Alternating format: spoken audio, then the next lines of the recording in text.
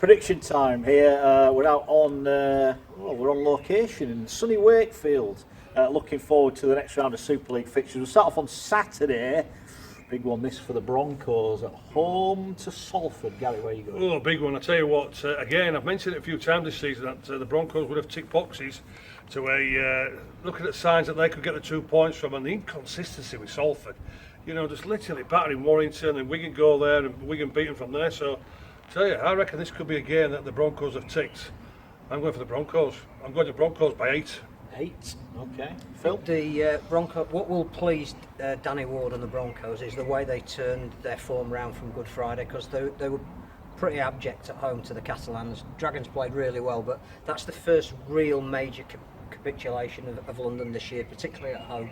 Were easily beaten 39-6 and went to Huddersfield, and a minute from time were winning that game. So I think to turn that around psychologically is very important. That I think will put them in pole position for a game against Salford. But I just can't read Salford at the moment. We quite rightly got some stick for assuming that Warrington would beat them on Good Friday because the form line wasn't there. They'd lost 4 in a row and they come up with their best performance of the season. You would think then that they would back that up at home, 4,000 people. This is the start of getting themselves back in contention for the top 5, and again, too many self-inflicted errors and lost in late on against Wigan. So no form line at all on this game, as we'll have with quite a few of them. But you're right, if London are going to salvage their season, this is a game they've got to win. So I'll go London by 2. I'm certainly a big juicy steak, it's putting me off.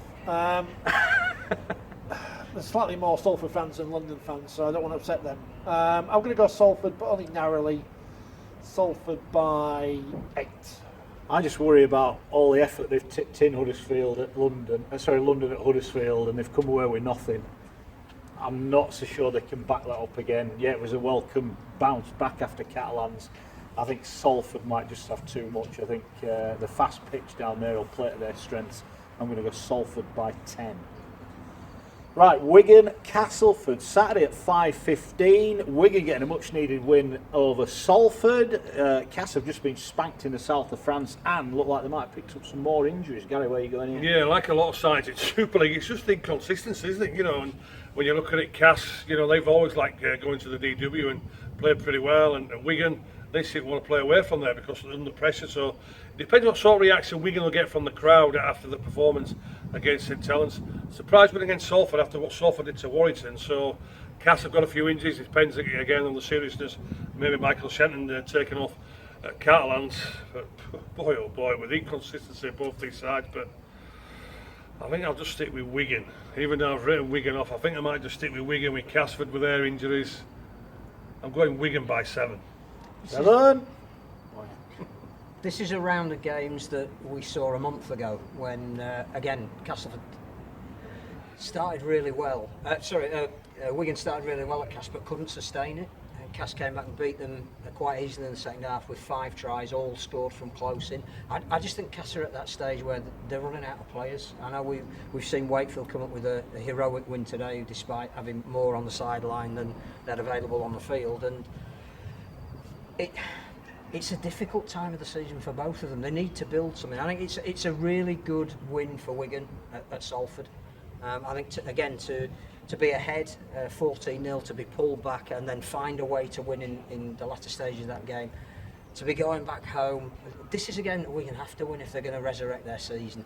I just think Cass are shorn of too many bodies that you need to score points. So I'm going to go, because they're coming back from Catalan as well, Wigan by 6. I've always got that delay between us recording these on a Monday and the squad's being announced and everything else. And disciplinary. Especially players getting banned for things they haven't done. Hello, Junior Moss. Adrian Lamsley was going to think about his future after the game against Salford. And by the time you watch this, we might know what his future is, or we might not. I don't know what that means for this game, because I'm going to go with Castleford anyway, and I don't really know why, because again there's too many of these games which are tosses of coins. I think Castleford just have enough quality. I'll go 8 again. Okay, I'm going to go Wigan. I think the turnaround, Catalan tough, tough physical team to play against. And that'll take a lot out of them. McShane back this week. Yeah, So he's back that's against 1-0 Catalans. back. He played. I played today, Yeah, so that's yeah. 1-0 have. I think Wigan should have won at the Jungle a month ago, or whenever, 3 weeks ago. I think they'll win just. I'm going Wigan by 4.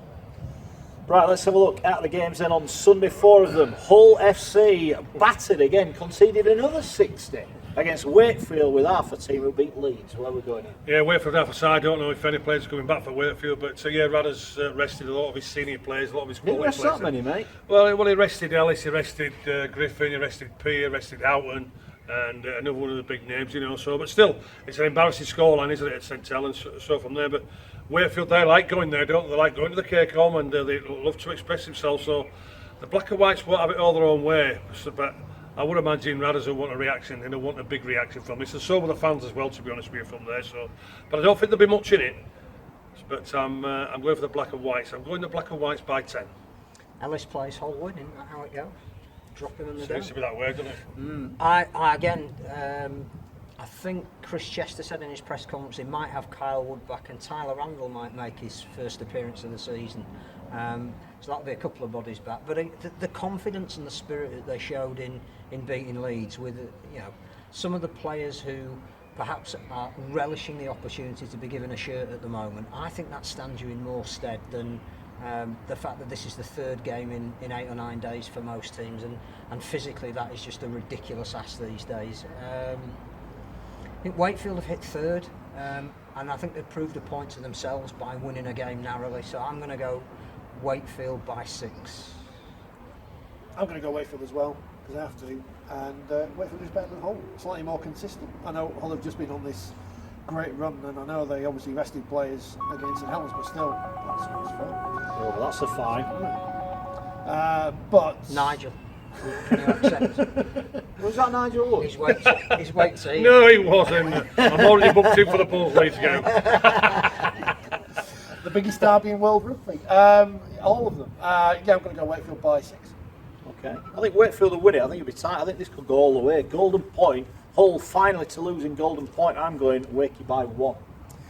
Leeds, Hull KR batter. What an Easter they've had. I tell you what, they have been destroyed by Hull FC, destroyed by Warrington, and I've got a feeling they might get destroyed by Leeds. What do you think, Legend? Well, one thing for sure, I hope I don't get an invite to go watch the game, because I think I don't think it'll be the best of quality games, and 2 teams that they're desperate. They need not just a performance, but they need a victory, a good victory, a confidence booster.